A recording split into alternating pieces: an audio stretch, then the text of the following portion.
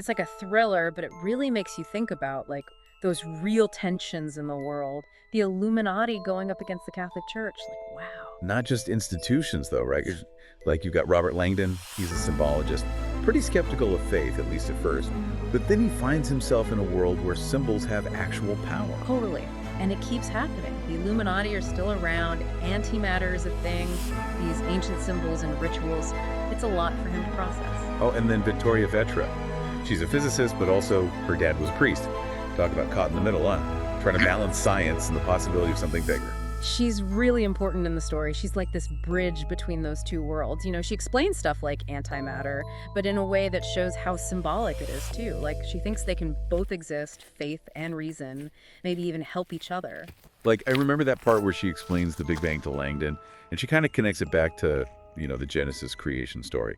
It's like Brown's blurring the lines there, right? But I gotta ask, does the book really resolve that conflict, or is it more like saying they can just coexist? Well, that's a question Brown kind of leaves open. The ending's a little ambiguous, so you got to think about it yourself. Yeah, I was thinking about the Camerlengo, the priest. He goes through so much, it shakes his faith. The Pope dies, that antimatter threat, this secret society. His choices.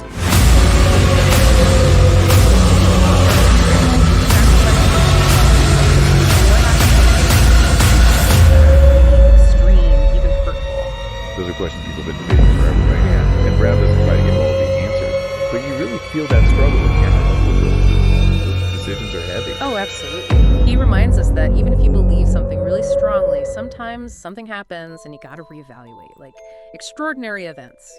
So back to Langdon for a sec. He sees all this crazy stuff. Could strengthen his faith, could make him more skeptical. Which way does he go? Lots of debate about that. Think about how he reacts at first to the Illuminati brand on that guy, Leonardo Vetra. He's super skeptical, like almost dismissive. But then he witnesses antimatter, these symbols coming alive. That's got to have some impact. Yeah, for sure. Especially that scene in the Cheeky Chapel. Art and science just blended together. You can practically see Langdon trying to make sense of it all. So, do you think he actually changes his beliefs, or just realizes that, he doesn't know everything? Kind of both, I think. He doesn't become super religious, but he's more open to the idea that not everything can be explained by science. Like, there might be more to life than what we can see and measure. Yeah. And that's a big change for a guy who loves logic and reason, right? Huge change. It's subtle but important. And it brings us back to Victoria. Remember, she kind of embodies that middle ground, where science and faith are cool with each other. How does she do that? Well, she knows a lot about both science and religion. Her dad was a scientist who was also religious, so she's got this unique view. Sees connections other people miss. And she's not afraid to, challenge the norm. Remember when she says that antimatter, the scientific thing, is actually a danger to religion itself? Pretty bold statement. It is. It's like she's saying science can support faith or destroy it. That's a lot of responsibility for scientists. Yeah, no kidding. And the way she trusts Langdon's knowledge of symbols, even when it leads to weird stuff. It's like she's saying, look, even if it sounds crazy, we got to be open to all possibilities if we want to get to the truth. Especially in a world where people are always picking sides, science versus faith. She shows that maybe you don't have to choose. Maybe there's a way to embrace both. See them as partners, not enemies. Exactly. Brown's saying there's potential for harmony between those two, right? It could help us understand ourselves and the universe in a whole new way. I love that scene where Langdon's talking to the CERN director, Kohler. And Kohler says, CERN is way more than computers. Our scientists create miracles almost daily. And Langdon, Mr. Skeptic, is like, miracles? He can't even grasp the idea. It shows you how different their views are, right? Kohler, the scientist, thinks what they do is kind of miraculous. Langdon, he's stuck on that traditional definition of what a miracle is. Right, and Kohler challenges him on it. He asks, don't you believe in miracles? It makes you think, what even is a miracle? Something supernatural, breaking the laws of physics, or just something amazing and awe-inspiring? And Brown doesn't give you a straight answer, but he definitely wants you to think about it. What do you think, listener? Do you believe in miracles? And how would you define them? We'll come back to that later. But for now, let's switch gears a bit and see how Brown uses symbols and history and angels and demons to, explore that whole faith versus reason thing. What stands out to you? Well, there's that part where Langdon and Victoria are talking about the Pantheon and the word ionic comes up.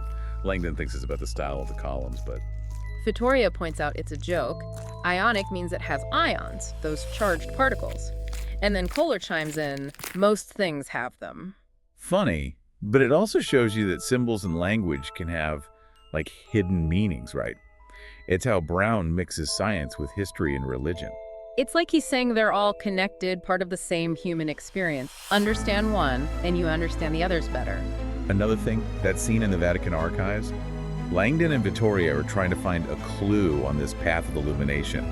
They're looking at this Galileo book, the Diagramma della Verità, supposedly secret, smuggled out of Rome, published in Holland. And the Vatican tried to burn all the copies?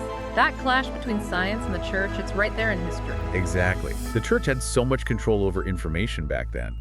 Makes you think, does that still happen today? Information's everywhere now. Who decides what's true? Really important questions. Gotta think critically, question things, look at different perspectives. Especially now, when everyone's throwing information at you all the time. Yeah, critical thinking is key. But before we go too far down that road, let's look at some of those other historical figures Brown throws in Angels and Demons. Bernini, that Italian sculptor, architect. His work's all over the book, especially with the path of illumination. Right. Remember how confused Langdon and Vittoria were about those pyramids in the Chigi Chapel? Bernini's supposed to be all about religion. Why would he put those pagan symbols there? Brown plays with your expectations, right? Makes it mysterious. Symbols can mean different things depending on where and when they are. So true. As they dig deeper, they realize the sculptures are like coded messages. Art, history, symbols, all woven into the story. Brilliant. Shows you that you gotta understand the historical context, right? A pyramid in ancient Egypt, a pyramid in Bernini's work. Different meanings. Symbols change over time, take on new meanings. Speaking of things that evolve, let's talk about antimatter in Angels and Demons. That's where the sci-fi part kicks in, right? Oh, yeah. Brown takes these scientific concepts and uses them to ask really deep philosophical questions. I remember reading that part where Vittoria explains antimatter to Langdon. Blew my mind. 1 gram, the energy of a nuke. That's insane. It's almost a metaphor for the whole book, wouldn't you say? It is kind of crazy. And the way he describes how they make it at CERN, smashing particles together at crazy speeds, Yeah. like modern day alchemy, right? And Victoria, she even connects it to creation, like in the Bible. Talks about her dad creating a universe from nothing with his experiment at CERN. Whoa, that's deep. Like, maybe science can do what we thought only God could do. Imagine what if science is catching up to religion? What if we're about to crack the universe's biggest secrets? Makes you think, doesn't it? Definitely. Brown wants us to face the possibility that science could completely change how we see the universe and ourselves. That's huge. Really makes you appreciate the potential of science, but also how much we still don't know. But let's bring it back to the book.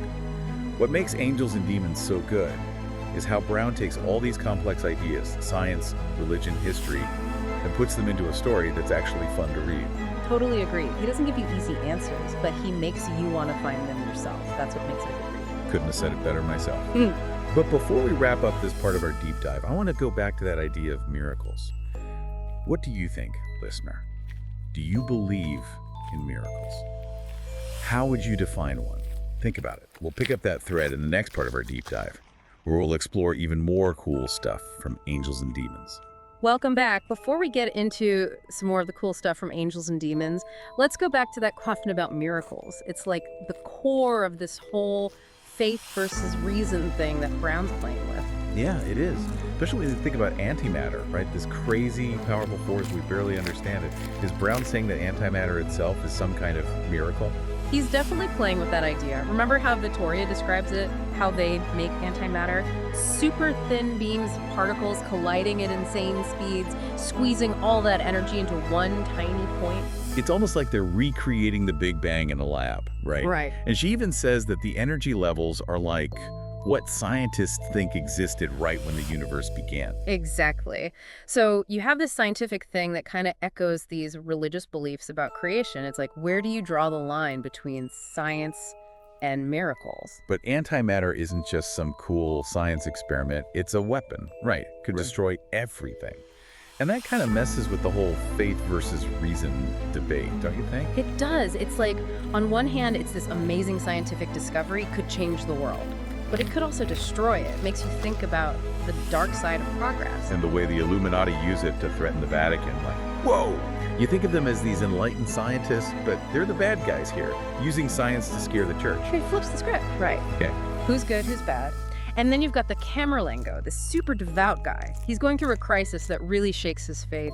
The Pope is dead, the antimatter threat, and the secret society wants to destroy everything he believes in. His whole journey is fascinating because he's got to make these impossible choices.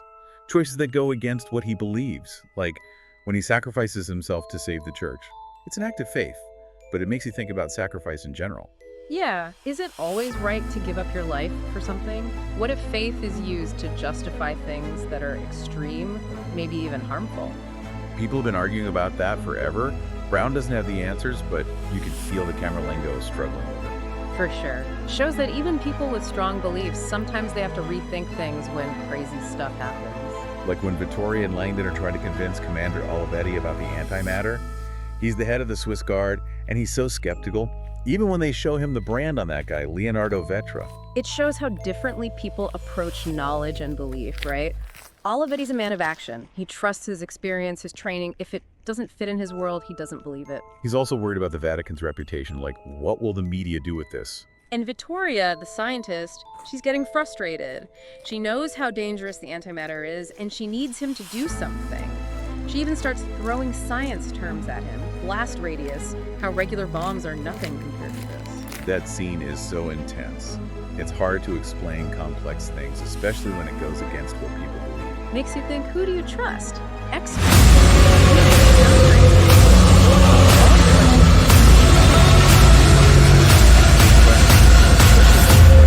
Everyone's got information, but who's right? You really need to be able to think critically and figure out what's true. Exactly. Angels and Demons shows you how tough it is to find the truth when everyone's got a different perspective. It's not just the main characters who are struggling with this faith and reason thing, right? Mm-hmm. The other characters, like the Swiss Guard, the Cardinals, they react in different ways too. You're right. Remember Sylvie? She works at CERN, and she's watching the news about the Vatican. All the scientists around her are kind of happy about the chaos, but she's horrified. She's a devout Catholic. It's a disturbing scene. Like there's this wall between the science people and the religious people. No empathy. And Sylvie, she asks them, do you guys even get it? Regular people don't care about quarks and mesons. Equations can't replace faith. Powerful point. It's not just an intellectual debate. This faith versus reason thing affects how we treat each other, how we see the world. And the media, they're right in the middle of it, shaping how everyone sees things. Like Gunther Glick, that reporter, he wants the big story, even if it means twisting the truth. Oh yeah, Glick. He wants to find the truth, but he'll also make things more dramatic to get ahead. The way he uses tech to get information, it reminds you that technology can show you the truth, but it can also distort it. Like when he gets that video of the Camerlengo confessing, even though it's supposed to be a secret. Clever, but is it ethical? Makes you think about privacy and whether journalists should always tell the whole truth. It does. Who controls the information and how do they use it to control what we think? Speaking of powerful people, we haven't talked much about Maximilian Kohler, the director of CERN. He's interesting, isn't he? Oh, Kohler. He's like the good and bad of science all wrapped up in one guy. Brilliant, but kind of messed up. And being in the wheelchair, that adds another layer to it. Right. Powerful, but also vulnerable. Smart, but flawed. His story, how his parents were religious and wouldn't let him get medical treatment when he was a kid, that explains why he doesn't trust religion. But even though he's a skeptic, there are times when he seems kind of spiritual. Like when he says the scientists at CERN are producing miracles almost daily, it's like he sees science as something divine. Yeah, that's interesting. Even the biggest skeptics can be amazed by the universe. And what he does at the end, exposing the Camerlengo and sacrificing himself, that's not what you expect from a skeptic. Like, maybe even the strongest beliefs can change when you see something that totally contradicts what you thought was true. It makes you wonder about redemption. Can people who do bad things ever be forgiven and make things right?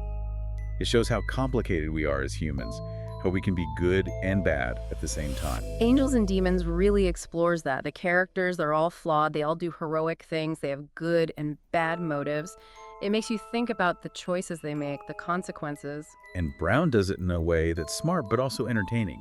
History, science, religion, symbols, all in this fast-paced story that keeps you hooked. So true. Angels and Demons makes you think, makes you feel, makes you wonder about the universe and what it means to be human. It sticks with you. It does, and people are still talking about it, debating it. It makes us think about faith, reason, and what truth really is. Before we go to the last part, think about this. I'm listening. Remember the beginning, how Langdon didn't believe in the Illuminati? He thought it was all a conspiracy theory. But then he starts seeing proof, and he has to change his mind. It's like how we do that in real life, right?